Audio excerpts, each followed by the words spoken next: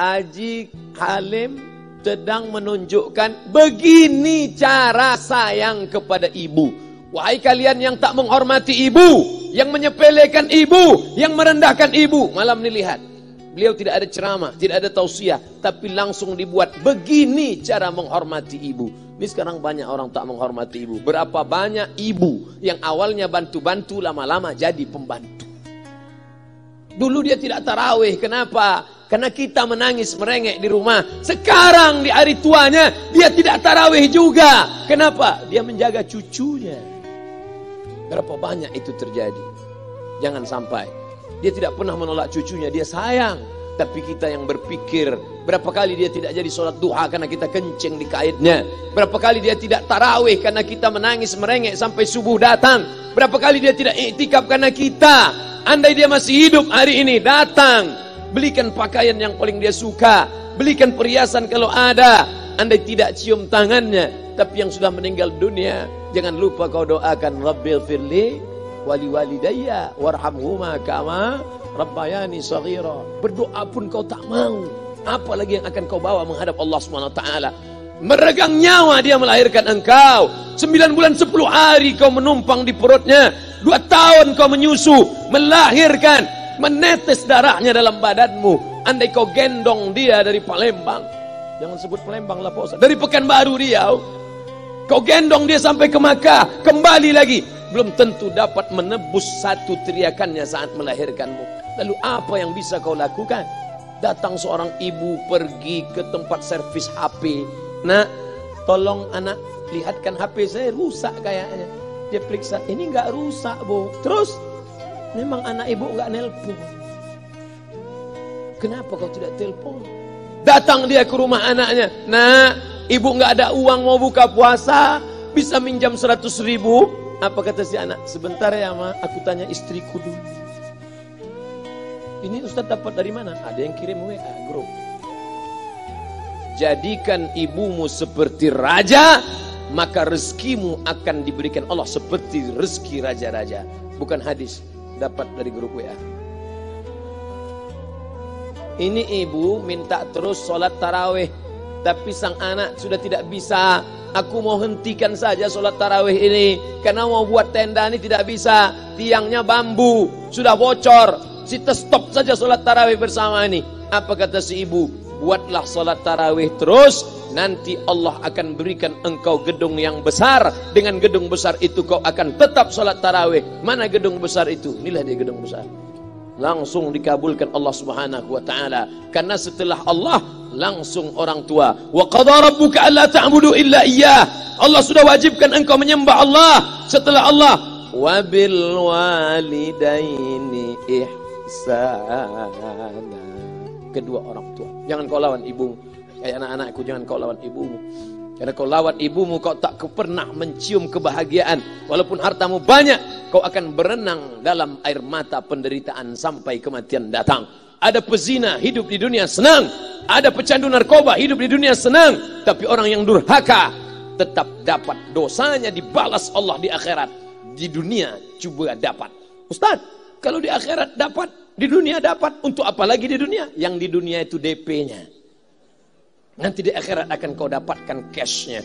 Oleh sebab itu jangan main-main dengan ibu. Datang seorang laki-laki, ya Rasulullah, izinkan aku mati syahid. Karena orang yang mati syahid itu tidak akan merasakan sakratul maut illa kal qars, seperti cubitan pada tangan. Izinkan aku mati syahid. Karena kalau aku mati syahid tidak akan ada azab kubur. Izinkan aku mati syahid. Karena kalau aku mati syahid tidak akan ada hisab, langsung masuk surga. Nabi bertanya, alaka min ummin, ibumu masih hidup? Ibumu ada di rumah? Ya. Ilzam rijlaiha fathammal jannah. Urus tapak kakinya, akan kau dapati surga di sana. Tak perlu kau mati syahid, tapak kakinya kau urus, kau dapati surga di sana. Kalau tapak kakinya kau urus dapat surga, apalagi kau urus kepalanya, apalagi kau urus badannya. Pulang dari sini, urus ibumu. Mandikan dia, belikan pakaian yang baik, cari makanan kesukaannya. Kalau dia sudah meninggal, maka kau datang ke sana, langsung dapat tisu. Bapak Ibu yang dimuliakan Allah Subhanahu wa taala.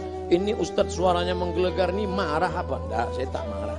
Terus dikasih Haji Halim buka nasi kuning tadi, makanya suara menggelegar. Dimasukkan Pak Kapolda daging sama ayam 3. Masya Allah, ini kari Palembang nih Pak Ustaz. Mantap, menggelegar suara kita di rumah.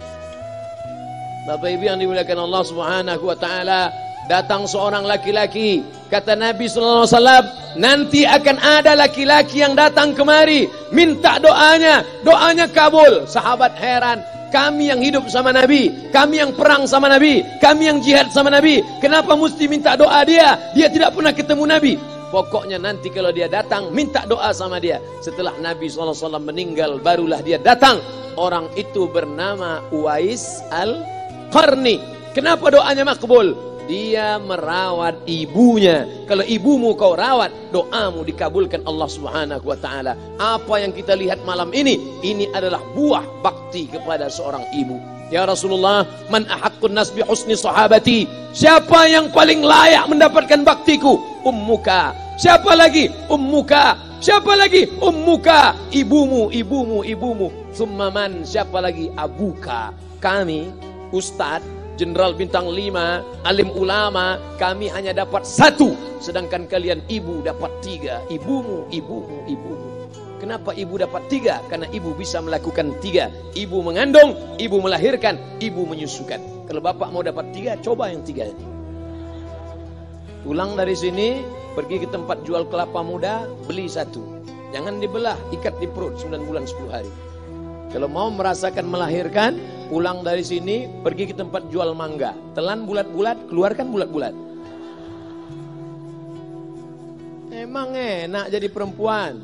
Mereka luar biasa.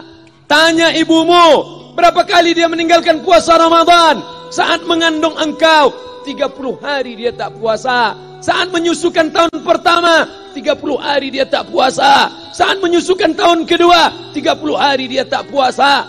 Saat dia mau ganti qadha tahun berikutnya, adik mau menyusul. Hari ini dia belum mengqadha puasanya, dia terhutang di hadapan Allah. Lalu apa yang bisa kau lakukan? Malam ini betul-betul disadarkan. Alhamdulillah, ibu saya masih hidup. Umurnya 70 tahun. Saya akan pulang dari kajian malam ini. Nampaknya malam ini saya yang ceramah, saya yang tausiah, tapi saya mengambil pelajaran. Pulang dari sini saya akan lebih sayang pada emak saya. Saya lebih cinta kepada ibu saya. Saya malu, saya hanya pandai berceramah, berkata, tapi orang sudah mengamalkannya langsung. Haji Alim membelikan gelang ibunya 2 kali sampai 4 kali setahun. Gelang cincin. Sudah dibelikan 2 bulan, hilang. Kemana? Ada orang susah tadi aku kasih. Ternyata itu yang membuat rezeki melimpah ruah. Maka rezeki buah yang sudah matang harus kita joloknya dengan apa? Dengan berbakti kepada ibu. Bapak ibu yang dimuliakan Allah, saudara-saudaraku yang dimuliakan Allah Subhanahu wa taala. Ibu ini luar biasa. Sampai-sampai ibu, Ustaz jangan nunjuk pakai tangan kiri lah. Oke, pakai kanan. Ibu, andai ngomong ibu salah, tetap dikabulkan Allah Subhanahu wa taala. Ada seorang ibu memanggil anaknya, "Ya Juraij, wahai Juraij." Anaknya sedang beribadah. Ibadah pada Allah atau nyambut ucapan ibu? Allah lebih mulia, dia diam. "Ya Juraij." Dia tetap diam. "Ya Juraij." Dia tetap diam. Dia tidak jawab seruan ibunya. Sampai akhirnya ibunya berkata, apa kata ibunya? "Allahumma la tumitshu hatta turihi wujuhal mumisat." Jangan matikan Juraij sebelum matanya melihat wanita, maaf, tunasusila. Jangan matikan Juraij sebelum matanya melihat wanita tunasusila, WTS PSK, orang nakal, orang jahat. Tidak mungkin ahli ibadah matanya melihat orang jahat, tapi takdir berkata lain. Tak lama setelah ucapan sang ibu, ada seorang WTS PSK hamil, tidak diketahui suaminya, ditangkap, ditanya, "Siapa yang menghamilimu?" Apa kata si perempuan? "Yang menghamiliku adalah Juraij." Sampai Juraij ketika difitnah, perempuan wanita susila itu ditanya, "Siapa yang menghamilimu?" Ternyata dia berkata, "Juraij." Akhirnya mereka menangkap Juraij. "Juraij, ternyata engkau selama ini pura-pura saja menjadi pelaku ibadah. Engkau ternyata sudah menghamili perempuan ini." Mereka menghancurkan tempat ibadah Juraij. Tapi kemudian Juraij sabar. Dia katakan, "Nanti tunggu anak itu lahir, kalian baru tahu." Setelah tak lama anak itu pun lahir. Dan mereka bertanya, Mereka bertanya kepada anak kecil yang belum bisa bicara, "Ya gulam, wahai anak kecil, man abuka? Who is your father?" Siapa bapakmu? Hai anak kecil, siapa bapakmu? Juraij menusuk pusar anak itu dengan telunjuknya. Dia mau tunjukkan kepada orang ramai bahwa dia tidak salah, dia tidak pezina, dia tidak melakukan perbuatan dosa. "Ya gulam, hai anak kecil, man abuka? Siapa bapakmu?" Apa kata anak kecil itu? Cowboy. Ko sapi, boy penjaga sapi, pengembala sapi. Bapakku pengembala sapi. Barulah orang Yahudi tahu ternyata ra'il ghanam yang menghamili PSK perempuan jahat tadi adalah penggembala sapi. Lalu kenapa fitnah itu terjadi? Allah mengabulkan doa si ibu sebelum Juraij mati. Matanya pernah melihat wanita tuna susila. Oleh sebab itu ibu jangan sampai kalau marah sama anak memanggil anak dengan kata-kata yang tak baik.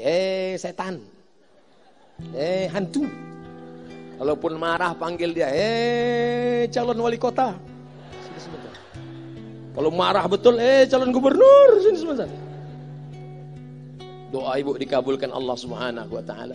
Saya setahun setiap bulan Februari ceramah di Kuala Lumpur seminggu. Kuala Lumpur, Selangor, Sarawak, Kuching, kemudian Malaka, Ipoh, Negeri Sembilan. Ketika saya tausiah datang ibu-ibu makcik Malaysia. Assalamualaikum, waalaikumsalam. Ustaz Somad, ya. Saya nak jumpa dengan emak Ustaz. Loh, ngapa jumpa emak saya? Jumpa saya lah. Ustaz pasti dididik oleh seorang ibu. Saya ingin jumpa ibu Ustaz. Saya sangka dia mau jumpa saya. Ternyata ibu di tengah para habaib, diambil diri seorang profesor, dibalik diri seorang gubernur, wali kota, Kapolda. Di dalam diri mereka ini adalah orang-orang luar biasa, tapi dilahirkan oleh perempuan-perempuan yang super luar biasa. Betul? Mereka ini semua dibesarkan perempuan. Makanya ada ungkapan al-jannatu tahta aqdamil ummahat, surga di bawah telapak kaki ibu. Tapi ada yang mengatakan itu dulu Pak Ustaz.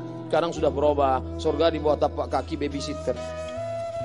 Karena banyak yang menitipkan anaknya kepada penitipan anak. Jangan Bu, walaupun kau wanita karir, tidak seberapa itu. Tidak dapat kau tebus kehilangan masa-masa manja mereka dengan pendidikan. Ini banyak ibu-ibu sekarang sudah tidak lagi mengurus anaknya.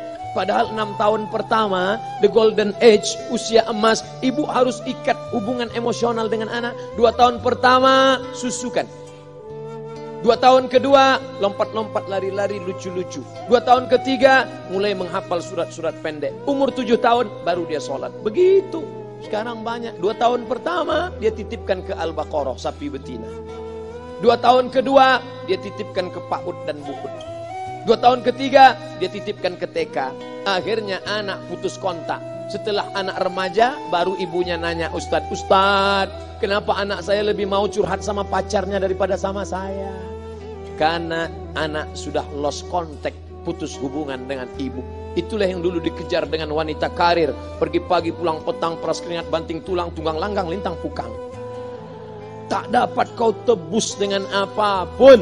Oleh sebab itu, kalau kau sayang kepada mereka, besarkan mereka. Nanti setelah dia SMP, kau tetap bisa berkarir, tetap bisa apapun. Tapi usia emas ini tetap jaga mereka. Di balik anak-anak yang luar biasa, ada ibu yang luar biasa.